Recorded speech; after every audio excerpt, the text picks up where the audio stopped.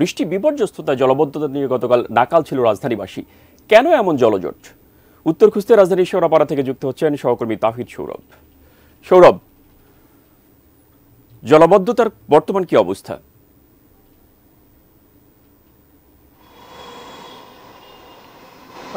আসলে জলাবদ্ধতার কথা যদি আসে তাহলে মিরপুরের যে জায়গাটিতে আমি এখন রয়েছে এটি হচ্ছে শেওড়াপাড়া শামীম সরণি, রোকেয়া সরণিও বলা হয় জায়গাটিতে। আসলে এখানকার সাধারণ মানুষ যেটি বলছেন, আকাশে মেঘ দেখে তারা আসলে বলছেন যে গতকালকের মতো যদি বৃষ্টি হয় তাহলে আজকেও সে একই অবস্থা হবে। এখানে হাঁটুপানি ছিল জলাবদ্ধতার যদি কথা। এখানে সাধারণ মানুষ যেটি বলছেন যে নিষ্কাশনের ব্যবস্থা যেটি রয়েছে পানির, সেটি খুব যে ভালো নেই এটি আসলে এখন আর বলে বোঝানোর কিছু নেই। সাধারণ মানুষ যেটি বলছেন যে এখানকার যারা সিটি কর্পোরেশন কর্তৃপক্ষ রয়েছে তাদেরকে আসলে তারা তাগিদ দিয়েছেন যাতে একটু বৃষ্টিতেই, তারা বলছেন যে একটু বৃষ্টি হলেই এখানকার যে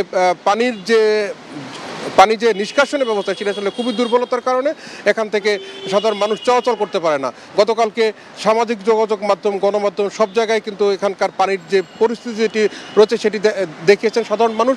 সব মিলিয়ে সাধারণ মানুষ যেটি বলছেন যে এই মিরপুরবাসী এমনিতেই বেশ কিছুদিন তারা আসলে অনেক সমস্যায় ছিলেন। এখন কিছুটা হলেও তারা যে সড়কের যে অব্যবস্থাপনা ছিল সেটি থেকে তারা মুক্ত হয়েছেন।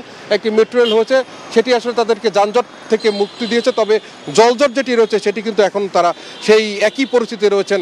একটু বৃষ্টি হলেই তাদের এখানে আসলে পানি জমে থাকে, জলজটে তাদের জীবন অতিষ্ঠ হয়ে থাকে।